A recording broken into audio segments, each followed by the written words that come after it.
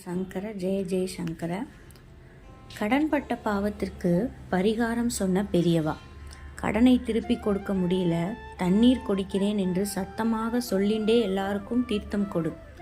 கடனாளியாக வந்தவர் பயனாளியாக திரும்பி சென்றார். 3 நாட்களாக காத்து கொண்டிருக்கிறார் அவர். பெரியவாளிடம் தனிமையில் ஏதோ சொல்ல வேண்டும்.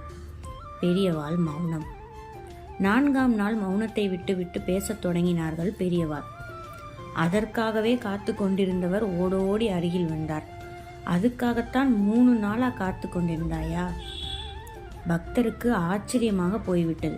அது என்ன அவ்வளவு கணக்காக 3 நாள், 2-3 நாள்னு சொல்லியிருக்கப்படாதோ? குடும்ப விஷயம் ரகசியமா பேசணும். என்னிடம் ரகசியமெல்லாம் வேண்டாம், இறைந்தே பேசு. மற்றவாளுக்கு தெரிஞ்சதாலே ஒன்றும் குடிமுழுகி போய்விடாது. பக்தரின் முன்னோர்கள் செழிப்புடனும் செல்வாக்குடனும் இருந்த காலம் ஒன்றுண்டு.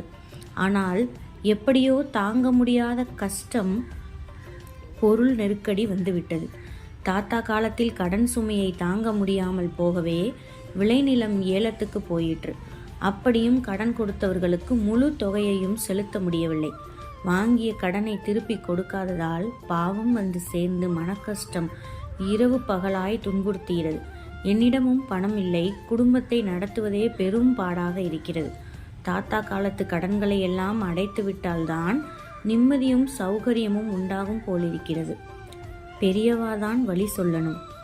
பெரியவா சொன்னார்கள், கோடை காலத்திலே பல சேத்திரங்களில் உற்சவம் நடக்கும். ரொம்ப ஜனங்கள் வருவா. எல்லாருக்கும் ரொம்ப தாகம் இருக்கும். நீ ஒரு தண்ணீர் பந்தல் போடு.